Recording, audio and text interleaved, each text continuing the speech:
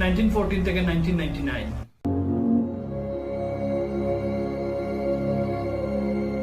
This young boy was 19 years old.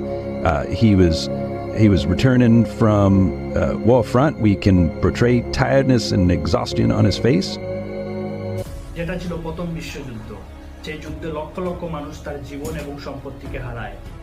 আন্তর্জাতিক সম্পর্কে একটা ব্যাপক পরিবর্তন চলে আসে। ইউরোপ হয়ে যায় দুভাগে বিভক্ত। একদিকে যেমন ব্রিটেন, রাশিয়া, ফ্রান্স, অন্যদিকে তেমন জার্মানি, অস্ট্রেলিয়া, হাঙ্গারি।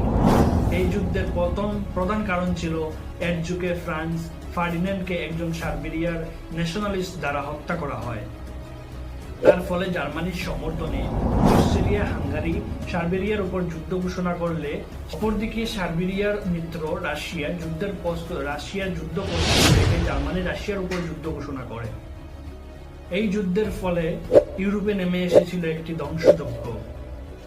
1,60,00,000-এরও বেশি মানুষ মারা যায় এবং অর্থনৈতিকভাবে ইউরোপ একদমই ভেঙে পড়েছিল। যুগোস্লাভিয়া এবং চেকোস্লোভাকিয়ার মতো নতুন নতুন জাতির আবির্ভাব হয়েছে। 1919 সালে ভার্সাই চুক্তির মাধ্যমে জার্মানির উপর ভারী ক্ষতিপূরণ এবং সামরিক নিষেধাজ্ঞা আরোপ করা হয়েছিল। এর সাথে শান্তি প্রতিষ্ঠার জন্য চুক্তি প্রতিষ্ঠিত হলেও তা পরে অকার্যকর প্রমাণিত হয়।